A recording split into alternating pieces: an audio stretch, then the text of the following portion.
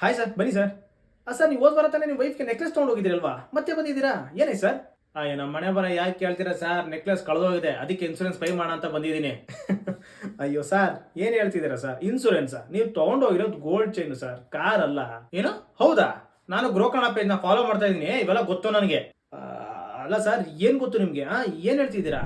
ನೋಡಿ, ಮಲ್ಬಾರು, ಕಲ್ಯಾಣ ಮತ್ತೆ ತನಿಷ್ಕ್ ಕೆಲವು ಬ್ರ್ಯಾಂಡ್ಸ್ಗಳು ಅವರು ಮಾರಾಟ ಮಾಡುವ ಎಲ್ಲ ಚಿನ್ನದ ಜ್ಯುವೆಲರಿ ಮೇಲೆ ಇನ್ಸೂರೆನ್ಸ್ ಕೊಡ್ತಾ ಇದ್ದಾರೆ. ಅಂಡ್ ಗುಡ್ ನ್ಯೂಸ್ ಏನಂದ್ರೆ ಈ ಇನ್ಸೂರೆನ್ಸ್ ಫ್ರೀ ಆಗಿರೋದ್ರಿಂದ ನಾವು ಯಾವುದೇ ರೀತಿಯಾದ ಪ್ರೀಮಿಯಂ ಕಟ್ಟುವಂತಿಲ್ಲ. ಅಷ್ಟೇ ಅಲ್ಲದೆ ಈ ಫ್ರೀ ಗೋಲ್ಡ್ ಇನ್ಸೂರೆನ್ಸ್ ಕಳ್ತನ, ಆಕ್ಸಿಡೆಂಟಲ್ ಲಾಸ್, ಡ್ಯಾಮೇಜ್ ನ ಕವರ್ ಮಾಡುತ್ತೆ. ಹಾಗೆ ಕೆಲವು ಬ್ರ್ಯಾಂಡ್ಸ್ಗಳು ಫೈರ್ ಮತ್ತು ನ್ಯಾಚುರಲ್ ಡಿಸಾಸ್ಟರ್ಸ್ ಗೆ ಕೂಡ ಕವರೇಜ್ ಕೊಡ್ತಾ ಇದ್ದಾರೆ. ಇನ್ನು ಇನ್ಸೂರೆನ್ಸ್ ಕ್ಲೈಮ್ ಮಾಡೋಕೆ ಸೆಲ್ಲರ್ ನ ಕಾಂಟ್ಯಾಕ್ಟ್ ಮಾಡಬೇಕು, ಪೊಲೀಸ್ ರಿಪೋರ್ಟ್ ಅಲ್ಲಿ ಫೈಲ್ ಮಾಡಬೇಕು, ಹಾಗೆ ಪರ್ಚೇಸ್ ರಿಸಿಪ್ಟ್ಸ್, ಅಥೆಂಟಿಸಿಟಿ ಸರ್ಟಿಫಿಕೇಟ್ಸ್ ಅಥವಾ ಓನರ್ಶಿಪ್ ಪ್ರೂಫ್ ನಂತ ಡಾಕ್ಯುಮೆಂಟ್ ನ ಇಟ್ಕೋಬೇಕು. ಮತ್ತೆ ಕ್ಲೈಮ್ ರಿಕ್ವೆಸ್ಟ್ ಫಾರ್ಮ್ ನ ಕೇರ್ಫುಲ್ ಆಗಿ ಫಿಲ್ ಮಾಡಬೇಕು.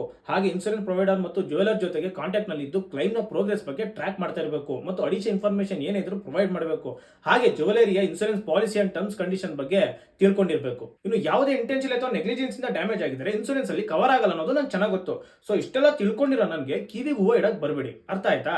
ಗೊತ್ತಾಯ್ತು ಬಿಡಿ ಸರ್, ನೀವು ಗೃಹ ಕಾರ್ಡ್ನ ಫಾಲೋ ಮಾಡಿ ಹೆಚ್ಚು ಇನ್ಫಾರ್ಮೇಶನ್ ತಿಳ್ಕೊಂಡೆ ಇಲ್ಲಿಗೆ ಬಂದಿದ್ದೀರಾ ಅಂತ ಗೊತ್ತಾಯ್ತು. ಸರಿ ಸರ್, ಬನ್ನಿ ಅದೇನಿದೆ ಇನ್ಸೂರೆನ್ಸ್ ಬಗ್ಗೆ ನೋಡೋಣ ಬನ್ನಿ.